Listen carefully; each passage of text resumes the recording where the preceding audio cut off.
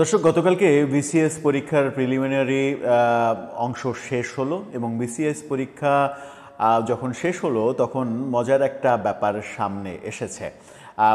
বিসিএসে পাকিস্তানের প্রসঙ্গে পাকিস্তানের মন্ত্রী, উপপ্রধানমন্ত্রী এইসব বিষয়ে প্রশ্ন করা হয়েছে, কিন্তু বাংলাদেশের মুক্তিযুদ্ধ নিয়ে কোনো প্রশ্ন নেই। বাংলাদেশের মুক্তিযুদ্ধ নিয়ে প্রশ্ন নেই, ২৪-এর আন্দোলন নিয়ে প্রশ্ন আছে, আবার পাকিস্তান প্রসঙ্গে প্রশ্ন আছে। ব্যাপারটা অনেকের কাছে যেমন কৌতূহলের জন্ম দিয়েছে, তেমনি অনেকের কাছে সমালোচনার পাত্র হয়েছে এবং এটা ইতিহাসে কোন জায়গায় স্থান পাবে, ইতিহাস কিভাবে এই ২০২৫-এর বিসিএসের এই প্রশ্নপত্রকে মূল্যায়ন করবে, সেটা একটা বড় প্রশ্ন হিসেবে সামনে এসেছে। কি ঘটালো বিসিএস কর্তৃপক্ষ, একটু জানার চেষ্টা করি ছোট্ট করে। জানলে আপনিও হয়তো মজা পাবেন। থাকবেন পলিটিক্স টিভির নিয়মিত আয়োজনে।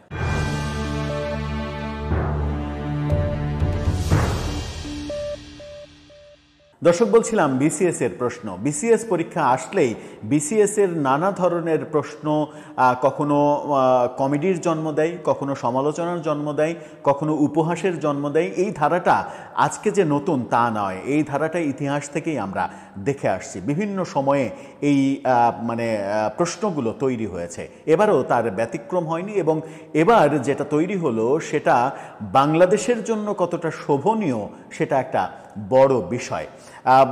আজকের পত্রিকার শিরোনামটা আপনারা দেখলেই বুঝতে পারবেন যে কি ঘটেছে সেখানে। আজকের পত্রিকা বলছে, বিসিএসে পাকিস্তানের উপপ্রধানমন্ত্রী ও পররাষ্ট্রমন্ত্রীর সফর নিয়ে প্রশ্ন নেই, মুক্তিযুদ্ধ। মুক্তিযুদ্ধ নিয়ে বিসিএসে কোনো প্রশ্ন নেই, পাকিস্তানের পররাষ্ট্রমন্ত্রী, উপপ্রধানমন্ত্রী তাদের নিয়ে প্রশ্ন আছে। তাহলে প্রশ্ন হচ্ছে যে বিসিএসের এই প্রশ্ন কারা করেছে? তারা কি মুক্তিযুদ্ধকে ঘৃণা করেন?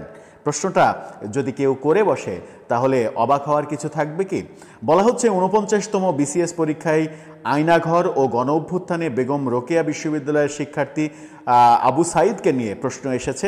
পাকিস্তানের উপপ্রধানমন্ত্রী ও পররাষ্ট্রমন্ত্রীর সাম্প্রতিক বাংলাদেশ সফর, ১৯৭০-এর নির্বাচন এবং নির্বাচন নিয়ে একটা মজার প্রশ্ন হয়েছে।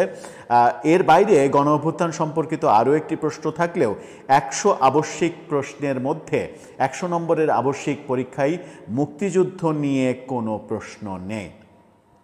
সাধারণ শিক্ষা ক্যাডারে নিয়োগ দিতে শুক্রবার সকাল ১০টা থেকে দুপুর ১২টা পর্যন্ত ৪৯তম বিসিএসের এমসিকিউ ধরনের লিখিত পরীক্ষা হলো। এর মধ্যে ১০০ নম্বরের ১০০টি প্রশ্ন আবশ্যিক ছিল, অন্য ১০০ নম্বরের ১০০টি প্রশ্ন সেটা বিষয়ভিত্তিক ছিল। কি হয়েছে সেখানে প্রশ্ন হয়েছে আয়নাঘর কি? এই প্রশ্নের ৪টি উত্তর থেকে একটি উত্তর বেছে নিতে বলা হয়েছে। এরপরে বলা হয়েছে যে বাংলাদেশের জুলাই বিপ্লবের শহীদ আবু সাইদ কোন বিশ্ববিদ্যালয়ের ছাত্র ছিলেন। আরও এক প্রশ্নে বলা হয়েছে ২৪-এর গণ অভ্যুত্থানের পর বাংলাদেশের জাতীয় সংসদ সংস্কার বিষয়ে ঐকমত্যের অন্যতম প্রস্তাব কি? ২৪কে পুরোপুরি এখানে হাইলাইট করা হয়েছে, ৩-৪টা প্রশ্ন এখানে তুলে ধরা হয়েছে। এখানে ৪টি সব প্রশ্নেই তো ৪টি উত্তর দেয়া হয়েছে, তার মধ্যে একটাকে টিক দিতে বলা হয়েছে। প্রশ্ন ছিল সম্প্রতি বাংলাদেশ সফর করে যাওয়া পাকিস্তানের উপপ্রধানমন্ত্রী ও পররাষ্ট্রমন্ত্রী ইসাক দার পাকিস্তানের কোন রাজনৈতিক দলের সঙ্গে সম্পৃক্ত? বাংলাদেশের বিসিএস এর প্রশ্ন যে ইসাক দার পাকিস্তানের কোন রাজনৈতিক দলের সঙ্গে সম্পৃক্ত, এটা হচ্ছে বাংলাদেশের বিসিএস এর প্রশ্ন। আরও একটি প্রশ্ন ছিল পাকিস্তানের ১৯৭০ সালের সাধারণ নির্বাচনে প্রধান নির্বাচন কমিশনার কে ছিলেন? পাকিস্তানের ৭০-এর নির্বাচন অনেক আলোচিত নির্বাচন, সেখানে বঙ্গবন্ধুর নেতৃত্বে আমাদের একটা বিশাল জয়, ১৬৭টা আসনে আমাদের জয় ছিল। সেই নির্বাচন নিয়ে আমাদের যে বীরত্বগাথা, সেই ব্যাপারে কোনো প্রশ্ন নেই। সেই নির্বাচনে প্রধান নির্বাচন কমিশনার কে ছিলেন সেটা হচ্ছে প্রশ্ন, যেহেতু ব্যাপারটা পাকিস্তান কেন্দ্রিক। আরও একটি প্রশ্ন ছিল এরকম যে ১৯৫২ সালের ভাষা আন্দোলন নিয়ে প্রশ্ন হয়েছে, কিন্তু সেখানেও দেখেন মজার ব্যাপার আছে। ভাষা আন্দোলনে নেতৃস্থানীয় ভূমিকা পালন করে সাংস্কৃতিক সংগঠন তমুদ্দিন মজলিস। তমুদ্দিন মজলিসের প্রতিষ্ঠাতা অধ্যাপক আবুল কাশেম ঢাকা বিশ্ববিদ্যালয়ের কোন বিভাগের শিক্ষক ছিলেন?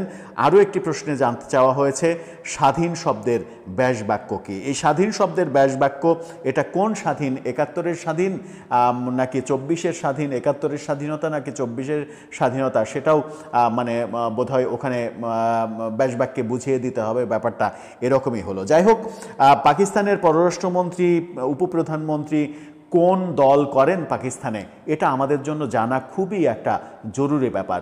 এবং সেটা না জানা যেমন একটা মার্ক না পাওয়ার ব্যাপার রয়েছে, তেমনি এটা বোধহয় ভবিষ্যতে একটা গর্হিত অপরাধ হিসেবে গণ্য হতে পারে বাংলাদেশে, যে তুমি কেন পাকিস্তানের পররাষ্ট্রমন্ত্রী কিংবা উপপ্রধানমন্ত্রী কোন দল করে পাকিস্তানে সেটা জানো না। ব্যাপারটা কি সেদিকেই এগোচ্ছে?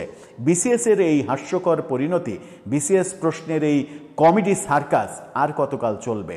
এবং একটা বিসিএসের মতো প্রশ্নে মুক্তিযুদ্ধকে অ্যাভয়েড করে আপনি পাকিস্তানের একটা মন্ত্রী কোন রাজনৈতিক দল করে সেই প্রশ্ন যখন আনেন, তখন তো এই প্রশ্ন আসবেই যে বিসিএসের প্রশ্নপত্রের সঙ্গে কারা জড়িত ছিলেন। দর্শক, আপনার মতামত জানিয়ে লিখতে পারেন আমাদের কমেন্ট বক্সে।